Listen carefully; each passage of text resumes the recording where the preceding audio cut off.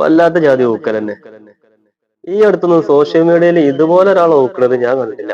നിങ്ങൾ അതിൽ കണ്ടുകണെന്ന് മനസ്സിലായി. എന്റെ സിസ്റ്റർ, പാവന്റെ സിസ്റ്റർ, എത്ര ദിവസമായി എയർന്ന് ഇറങ്ങാൻ കൂടണ്ടേ? ഇറങ്ങി വരുമ്പോഴത്തേനും അടുത്ത് ഊക്കല് വീണ്ടും മുകളിലേക്ക്. ആദ്യമേ തന്നെ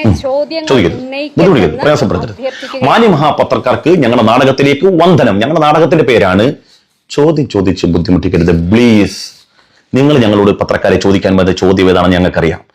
കാലേക്കൂടി നിങ്ങളോട് പറയാണ് ബുദ്ധിമുട്ടിക്കരുത് എന്നാ പറയാനുള്ളത്. നിങ്ങൾ ചോദിക്കാൻ പോകുന്നത് ഒരു കുട്ടി ശിരോവസ്ത്രം ധരിച്ചുകൊണ്ട് സ്കൂളിൽ വരാൻ പാടില്ല എന്ന് അതേ ശിരോവസ്ത്രം തലയിൽ ധരിച്ചുകൊണ്ടല്ലേ നിങ്ങൾ പറയുന്നുള്ള ചോദ്യമല്ലേ?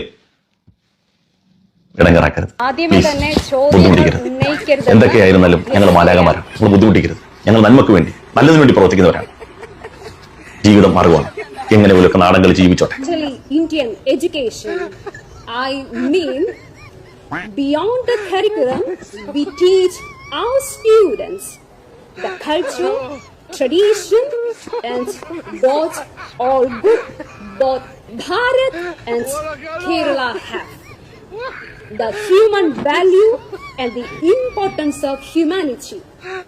And we do teach them extra how important is to protect environment and life together and being with nature. And again, those who want special help mentally, we do support and teach them.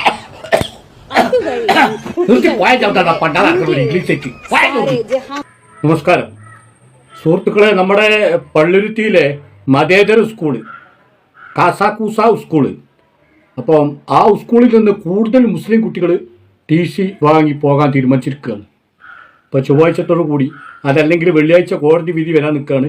അതിനോട് കൂടിയിട്ട് കൂടുതൽ മുസ്ലിം കുട്ടികൾ TC വാങ്ങി പിരിഞ്ഞു പോവാണ്. രക്ഷിതാക്കൾ ഇപ്പം തന്നെ അപേക്ഷ കൊടുത്തു എന്നുള്ള ന്യൂസുകൾ വന്നുകൊണ്ടിരിക്കുകയാണ്.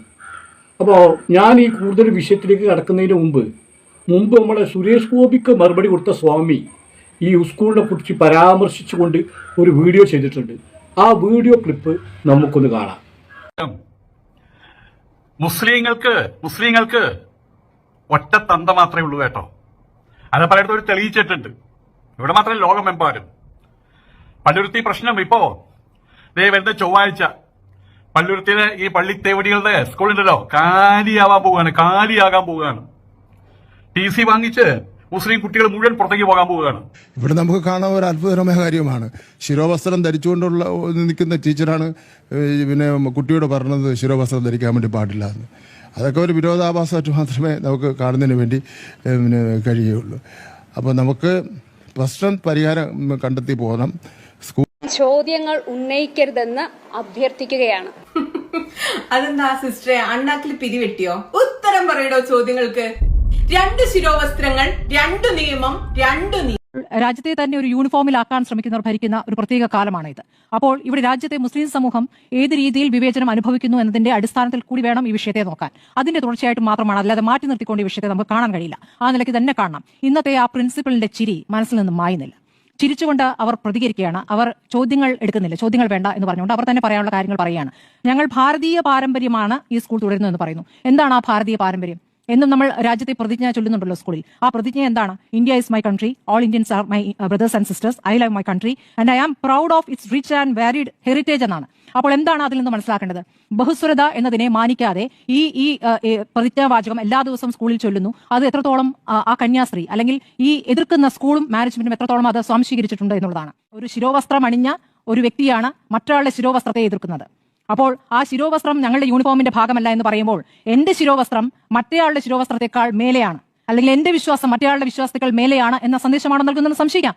അങ്ങനെയാണ് അത് പറഞ്ഞു വരുന്നത്. ഇവിടെ ഇത് പറ്റില്ല, ഞങ്ങളുടെ യൂണിഫോം ഇതല്ല എന്ന് പറയുമ്പോൾ ആ യൂണിഫോം മാനുവലൊക്കെ ഇന്ന് കോടതിയിൽ എത്തുന്നുണ്ടല്ലോ. ആ യൂണിഫോം മാനുവലിൽ ഹിജാബിനെ എതിർക്കുന്നതെന്ന് പറയുന്നില്ല, ഹിജാബ് ഇടരുതെന്ന് പറയുന്നില്ല.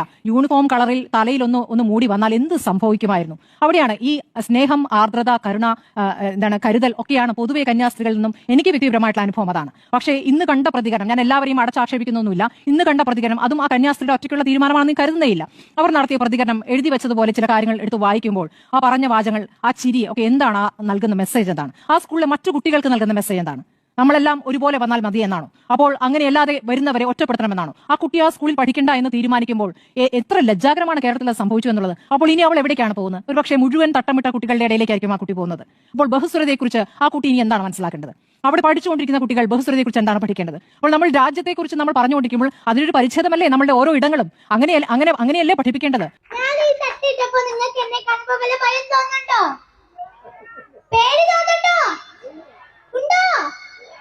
ഉണ്ടെങ്കിൽ അത് നമ്മുടെ കാഴ്ചയുടെ അല്ല, കാഴ്ചപ്പാടിന്റെ പ്രശ്നമാണ്. ഇവിടെ തട്ടമിട്ട ഏതെങ്കിലും ഒരു കൂട്ടുകാരി ഒന്ന് സ്റ്റേജിലോട്ട് വരുമോ? തട്ടമിട്ട ഏതെങ്കിലും ഒരു കൂട്ടുകാരി ഒന്ന് വരുമോ? എളുപ്പം പ്ലീസ്. ഒരാള് മതി കേട്ടോ. ആ തട്ടൊന്ന് എനിക്ക് ഇട്ട് തരുക.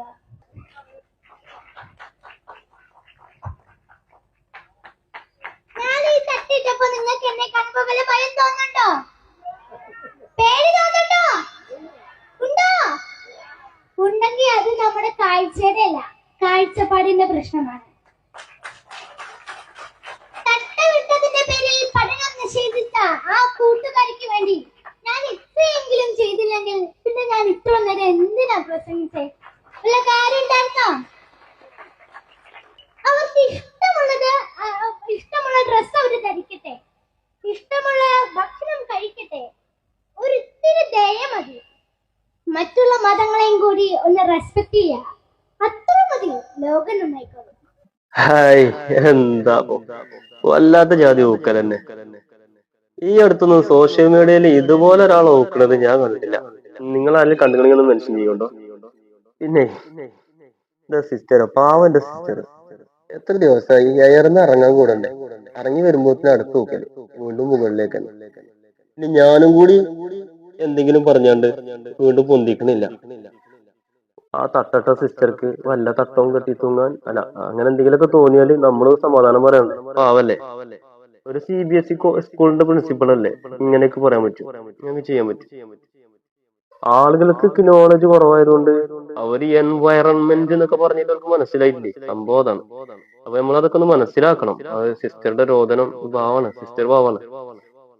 ഏതായാലും സിസ്റ്റർ ഇപ്പൊ ഒന്ന് നന്നാക്കാൻ വേണ്ടി വന്നതാണ്. പക്ഷെ ഇതിപ്പോ പണ്ട് വീരാക്ക പറഞ്ഞ മാതിരി അയലുമ്പോ കിടക്കുന്ന പാമ്പിനെ തോളിലിട്ട മാതിരിയായി. നമുക്കൊരു വേറൊന്നും പറഞ്ഞു, മതിച്ചിട്ട് തുപ്പാനും തോന്നണില്ല, കഴിച്ചിട്ട് ഇറക്കാനും വെച്ചാന്ന് പറഞ്ഞില്ല. എന്താ മാതിരിയായിപ്പോ സിസ്റ്റർക്ക്. ഇനിയിപ്പോ എന്താ കാട്ടേണ്ടെന്ന് ഒരു പൊടിയില്ല. ഇനി ആരും എന്ത് ചെയ്യണം? ഓ എന്റെ പാവം സിസ്റ്ററെ. എന്തെങ്കിലുമൊക്കെ ഒന്ന് പറയുമ്പോ അല്ലെങ്കിൽ എന്തെങ്കിലും ചെയ്യുമ്പോ വാശിപ്പുറത്ത് പറയുകയും ചെയ്യുകയും ചെയ്തിട്ട് ഒരു കാര്യമില്ല. നമ്മുടെ നാടിന്റെ ഒരു പൊതു സ്വഭാവം ഉണ്ട്, അതെങ്കിലും മിനിമം മനസ്സിലാക്കണ്ടേ? അതിനനുസരിച്ചല്ലേ പറയാൻ പറ്റുള്ളൂ, പെരുമാറാൻ പറ്റുള്ളൂ.